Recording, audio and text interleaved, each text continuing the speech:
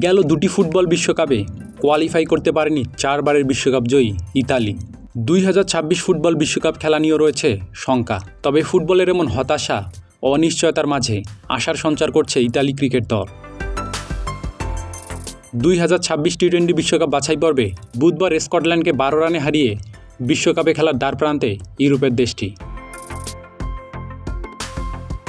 1984 সাল থেকেই আইসিসি সদস্য দেশ ইতালি বিশ্বকাপে জায়গা করে নিতে 3 বার অংশগ্রহণ করলেও কখনো বাছাই পর্ব পেরোতে পারেনি দলটি। এবার সেই অধরা স্বপ্ন পূরণের একদম কাছে ইতালি।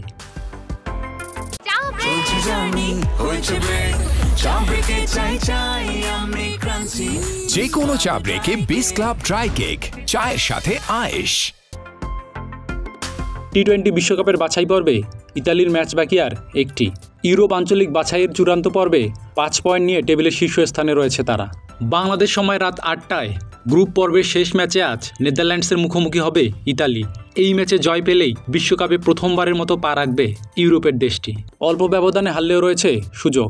তবে স্কটল্যান্ড বা জার্সির মধ্যে কোনো দল বড় ব্যবধানে জিতলে স্বপ্ন ভঙ্গ হতে পারে দলটির। তাই জয় দিয়েই বিশ্বকাপ খেলা নিশ্চিত করতে চায় ইউরোপের দেশটি। টি-20 বিশ্ব র্যাঙ্কিংয়ে ইতালির অবস্থান 32তম। অস্ট্রেলিয়ার সাবেক ওপেনিং ব্যাটসম্যান জো বার্নস বর্তমানে নেতৃত্ব দিচ্ছেন ইতালি দলকে। গত বছর ইতালি দলে যোগদান করা বার্নস অস্ট্রেলিয়া জাতীয় দলের হয়ে খেলেছেন 23টি টেস্ট। ইতালির এমন সম্ভাবনায় দারুণ উচ্ছ্বসিত অধিনায়ক জো বার্নস। বিশ্বকাপে কোয়ালিফাই করতে পারলে ইতালিয়ান ক্রিকেটের নতুন যুগের সূচনা হবে বলে মনে করেন তিনি। স্কটল্যান্ডের মতো একটি দলকে হারানোয় আমি দলের জন্য গর্বিত। এই জয় আমাদের খেলোয়াড় ও স্টাফদের ত্যাগের পুরস্কার।